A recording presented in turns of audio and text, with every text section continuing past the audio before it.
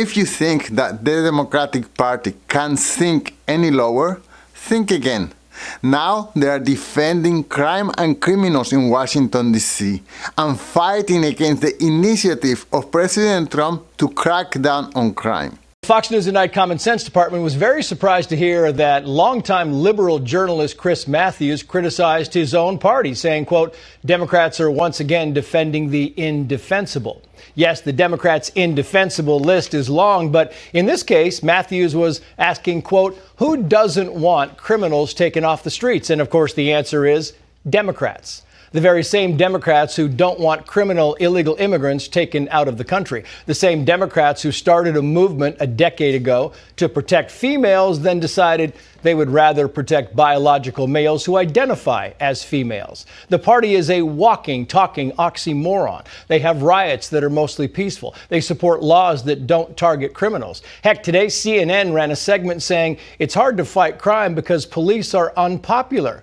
Kind of a bold statement considering it was the left and legacy media that made police unpopular. They wanted to defund the police, meaning get rid of police. They didn't just want the blue unpopular, they wanted the blue unpopulated. Even liberal journalist Chris Matthews is calling out his own party. It's the big cities who are in a difficult situation on crime. And the murder rate, you can't keep saying violent crime is down, but the murder rate's up.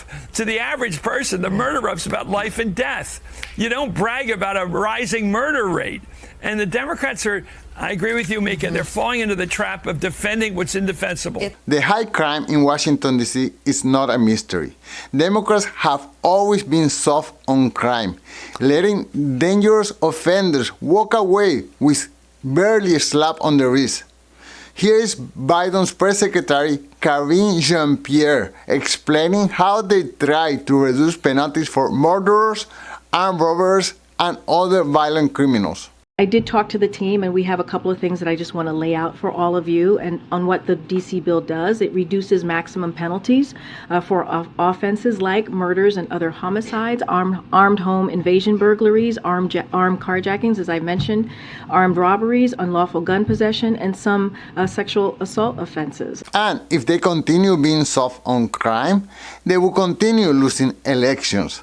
As statistician Harry Enten explains, most Americans overwhelmingly prefer President Trump's approach to crime than the Democrats' approach on crime. Compare Trump to Biden in handling of crime, please. Yeah, okay. I think this sort of gives the game away here because Donald Trump is like Air Jordan towering over Joe Biden when it comes to their handling of crime. Look, in 2024, look at where Biden's net approval was on crime. Way underwater there at minus 26 points. It was one of Biden's worst issues. Granted, pretty much every issue was one of Biden's worst issues. And again, look at where Donald Trump is.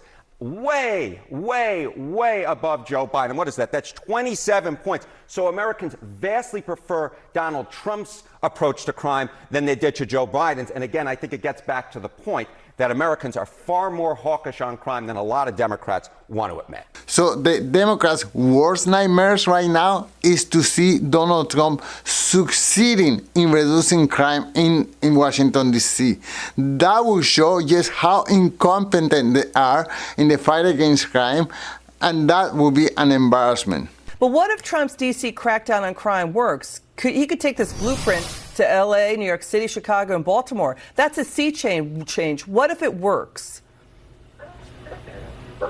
Yeah, well, I think that's exactly what Democrats are afraid of, is that they will be called out for their failure to keep their own communities safe. And when I say D.C. is starting to look a lot like San Francisco, it's the rampant homelessness, it's the drugs, it's those roving gangs of teenage thugs who they've enabled to go out and terrorize people, whether it's at a CVS or on the National Mall. The truth is quite simple. Democrats have trapped themselves in a political and moral corner, defending policies that defy common sense, human nature, and the will of the American people. They are protecting criminals instead of protecting communities, and Americans are noticing. So what do you think? Would the Democrats be able to climb out of this hole, or is the game over for them? Let me know in the comments below. But before you go, don't forget to sign up for our newsletter at alainguillot.com/newsletter so that you will never miss an episode. Thank you so much for watching, and until next time, peace.